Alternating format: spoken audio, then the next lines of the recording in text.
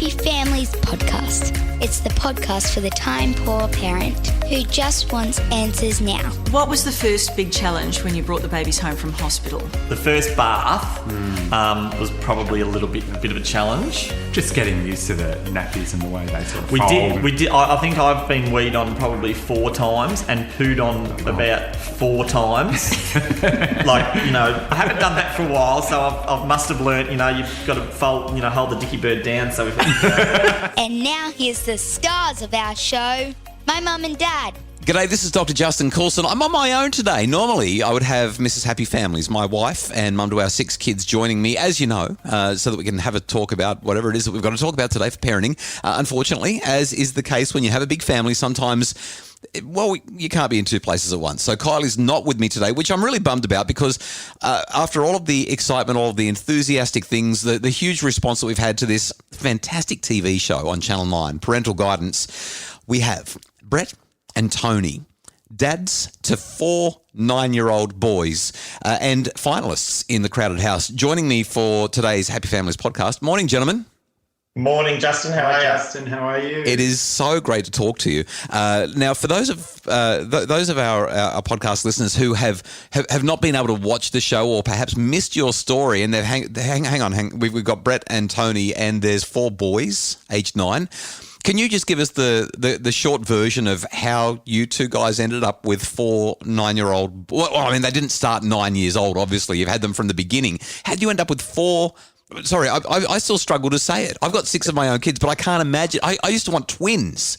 And then we had one and we're like, oh, thank goodness we didn't have twins. You've got quads. Yes, we have. I don't know whether we can make it a short story, but anyway, I'll try my best. So Brett and I have been together we've actually met at high school, being sort of best friends since high school, since year 11. We got together as a couple when we were about 28. And probably since then, really, we wanted children, but we first sort of looked into it when we sort of first got together for a couple of years, but it was sort of out of our reach financially. At that time, you could only do it in sort of America or Canada. That's surrogacy. And it was out of our reach. And then probably, sometime after that, 10 years or so, we found out that you could actually do surrogacy in India, and it was within our means, within our financial means. So we looked into it a little bit and, we started the process. We had several attempts prior to success. And then in the end, the doctor said to us, look, I think, let's sort of utilise a new egg donor. Let's try a new egg donor, some new surrogates, and we'll try again. So they already had our deposits over there from last time, and they tried it again, and bing, bang, boom, there you go. So two separate egg donors, 2 separate mums, a set of twins. No. One egg donor. One egg donor. Oh. So the boys are actually half biological brothers. Oh, right. So it was 1 egg donor, 2 surrogates, and then 2 are biologically Brett's and 2 are biologically mine. Oh, that's fascinating. Yeah. Wow. And so you ended up with not just 2 sets of twins, but they were born literally the same day. Yeah, so I think Jagan and Taran were born at about 12:39 a.m. or something. And just after midnight, yeah. And Guy and AJ were born at about 5 p.m. that afternoon. Yeah. So at the time, the clinic that we went through, they were the longest gestational period for a twins. So they made it to 38 weeks. Were you guys there for the birth? Yes, we were. Yeah. Emotional? Yeah, it was very emotional, actually. There was lots of tears. Yeah. Well, 9 now have been digging into the archives, and they've just dug out our story when we were on A Current Affair. So I saw that on Google today. 2 gay dads, 4 newborn baby boys, 1 unusual family. A modern miracle delivered by an Indian fertility clinic. Tony and Brett, you've been home for a couple of weeks now. How's it all going? Good. We've had lots and lots of support from family and friends, but the 2 nights that we did have We managed to get about 5 hours sleep, which was fantastic. And it went really, really well. We've had a lot of visitors too, obviously.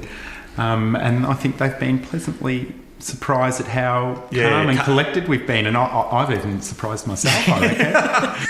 So that's fantastic. It's such an extraordinary story. Let me ask a question that I'm sure a lot of people are wondering, and I hope it's not impolite of me to ask. We don't see a lot of gay dads. You guys won a lot of hearts in the show as people saw your fun and your delight, and obviously your clear love for these 4 boys. What made you want kids so badly? Because it's not something that we see and hear heaps about. I think Brett and I have always sort of loved kids. Always, I suppose that was always a dream of ours. But as I said earlier, we looked into it. It was outside of our means. So we sort of resigned ourselves to the fact that we weren't going to have children. So we looked at alternatives then. So I actually worked at a bank, and I just left work and went back to school to be a primary school teacher. And I thought, that'll give me full of kids. I won't want to see a kid ever again after. And we did the chihuahuas. We bred chihuahuas and showed chihuahuas. So they were sort of our fur babies. Not the same though, are they? You can love dogs, but they're not the same as kids. No, they're not. And it probably filled a place in our hearts, but probably not quite to the depth that we wanted it to.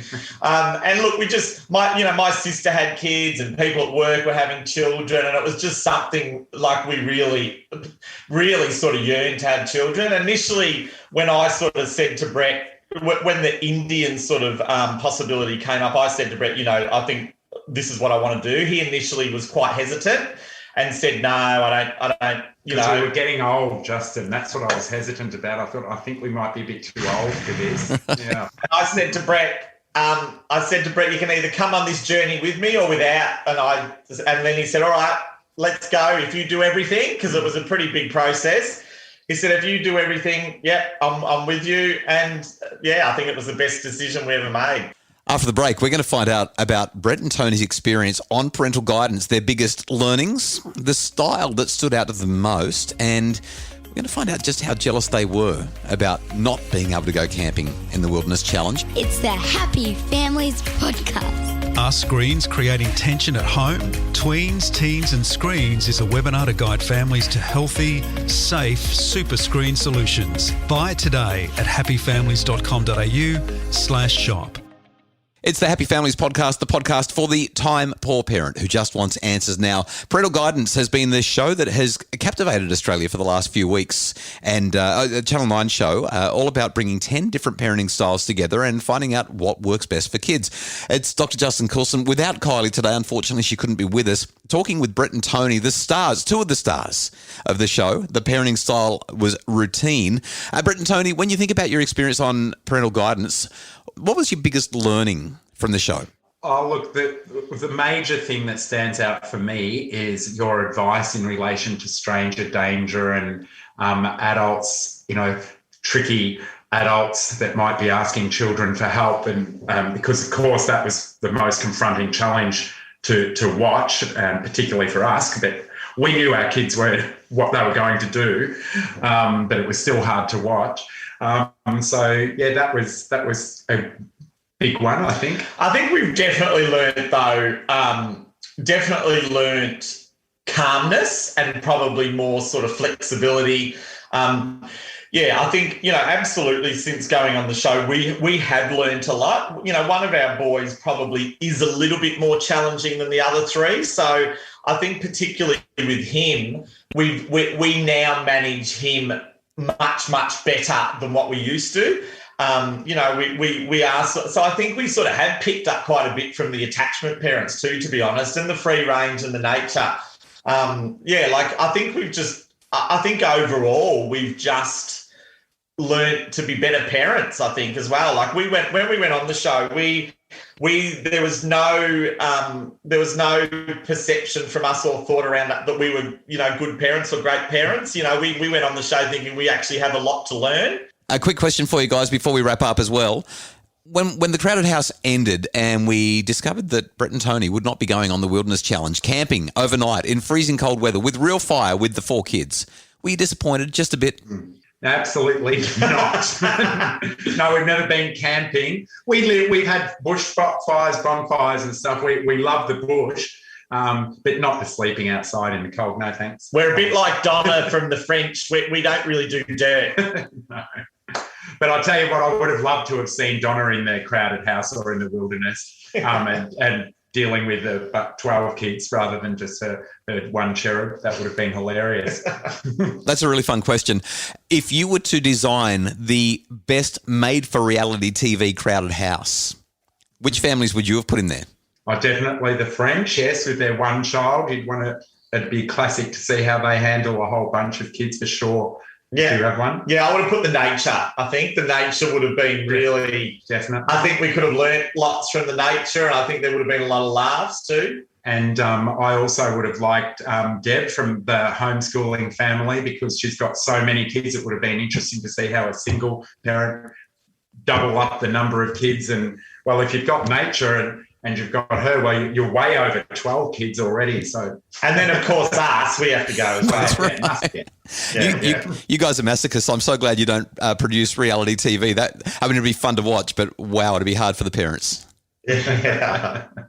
Guys, we need to wrap this up. One last question for you. It's been such a delightful conversation.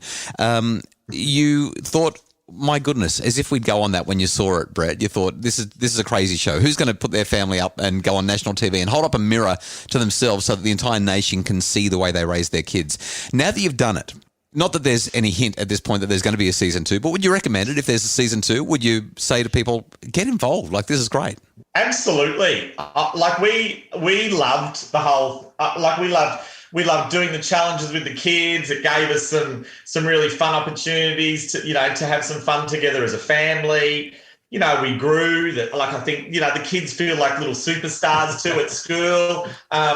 We've had a really positive response from society and the community, which has been a really, really positive thing for us. And also, we went on the show thinking that we really wanted to raise awareness and be visible to sort of support, rainbow families or gay dads. And I think we've achieved that. So, yeah, we're really happy, and we absolutely recommend other families go on it.